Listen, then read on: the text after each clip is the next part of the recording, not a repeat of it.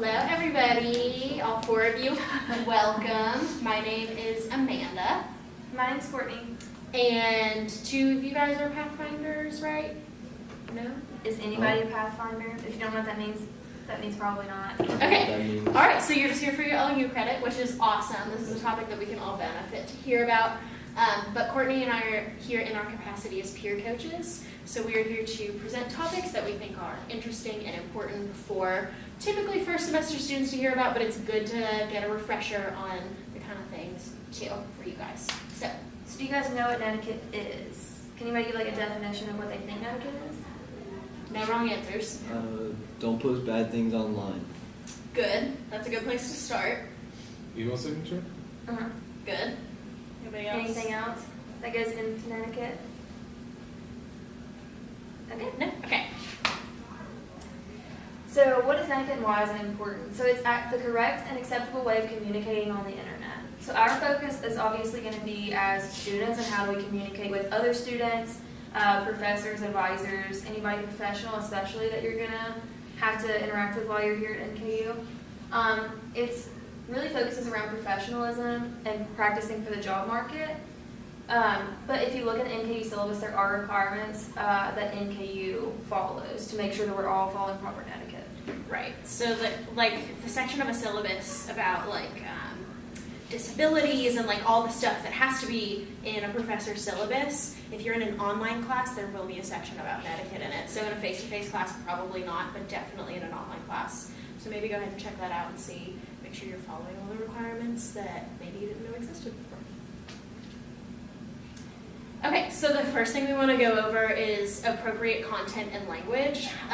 It's great that you brought up a point of social media, but this presentation is more focused on in a student or professional capacity. So the first thing is pretty obvious, absolutely no profanity, unless it's on your personal email and you're emailing a friend. If it's in a personal capacity, then do whatever you want, but if you're communicating with a boss or another student in class or a professor or you're an advisor, you should not be using foul language at all. That should be a given. And then try to avoid using slang as well. A lot of the times when we're communicating in our capacity as a student, if you're communicating with someone that's a little bit older than you, they might not know what that term means and it could be interpreted a wrong way. And we want to make sure that we are messaging people very, very clear, straightforward statements so nothing can get misinterpreted or misconstrued. An example that goes into the no slang and avoiding acronyms is so I'm a Delta Gamma, but in writing, I would never say I'm a DG first. I would say I'm a Delta Gamma, and then comma, DG, comma, and then from there on out, it's acceptable to use the term DG, but that's just an example. That applies for pretty much anything to treat it the same way.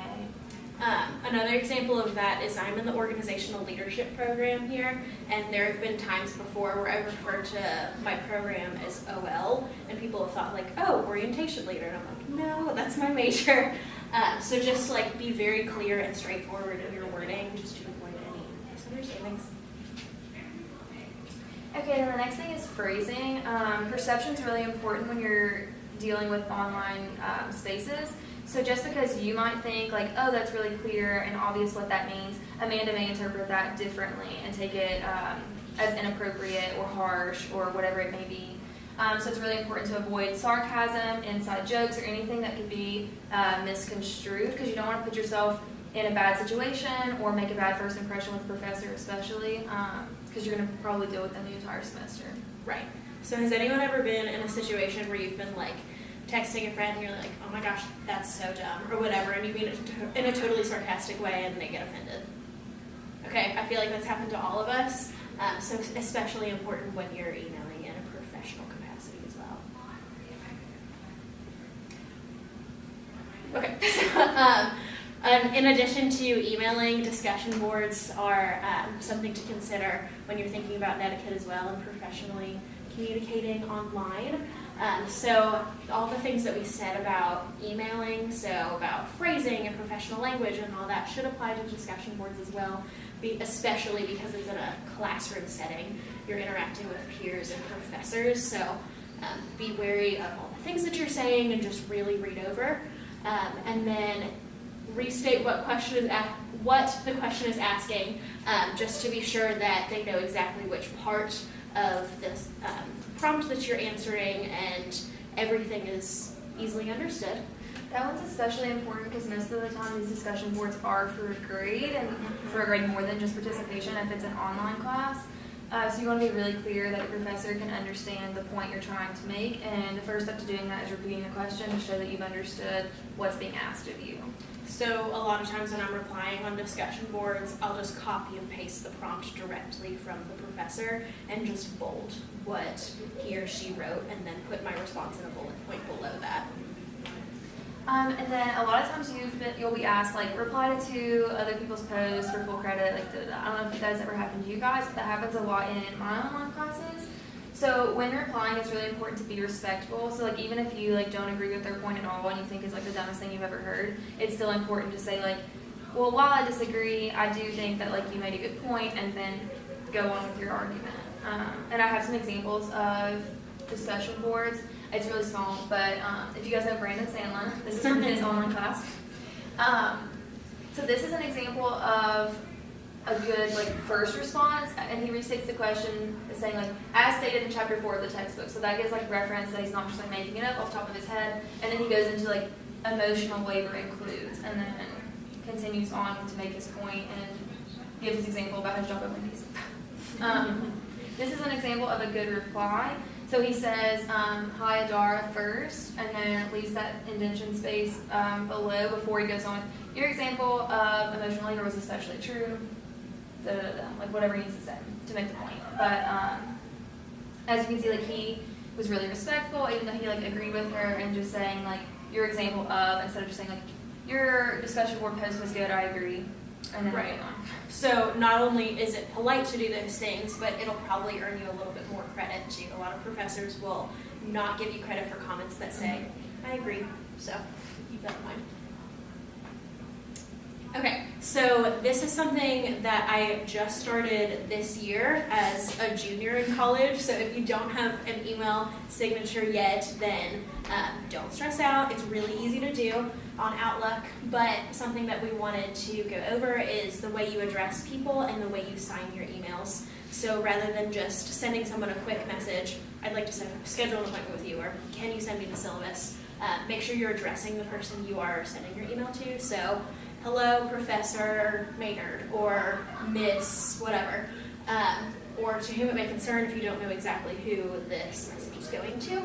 And then professional signatures, putting that, like, stuff at the bottom, but first saying best, thank you, sincerely, thank you for your time, just so it looks just a little bit more cut and clean and professional. So timely responses is another really important aspect of online communication. Emails requiring or requesting a response should be replied to within 24 hours. I would say, like, at the max, 48 is acceptable depending on what the situation is. Even if it's just a quick, hey, I don't have that information right now, but I can get that for you soon. That will go a long way with building your credibility and building your relationship with the person you're working with. And that is pretty much a universal standard of professionalism, whether it's with a professor or with an employer or an advisor or another student even. And that's at the, like, absolute maximum time that you should reply. If it's sent with high importance or if it's something that needs a quick response, then you should definitely be responding as quickly as possible. Keeping your email on your phone is a great way to do that. So do you guys have any questions with anything we went over today, anything with those emails? Yes. Do you seriously not indent body paragraphs of emails? Seriously, what the heck? I think I separate. but It depends. If it's like a big old, like, chunk paragraph, yes. But oftentimes if there are, like, multiple things in one message, like multiple thoughts or multiple things I want to communicate, I'll just separate lines so you can break it down easily and, like, visually it's a little bit more pleasing. yeah, I think it depends on what you need and, like, who you're emailing. Because, like, I know for advisors, they don't really care about the indentation. Like, in It's our just quick office, responses. they don't really care. They just want to know, like, what do you need, what can they help you with, and, like, how can they, like, answer your emails as quickly as possible. So they prefer it broken up into chunks, or at least, like, the ones we work with do. Whereas if you were applying for a job and you want to make sure everything is picture perfect, then an indentation would be something that, Yeah, it was just really disturbing me because I got MLA on my mind. Yes. So.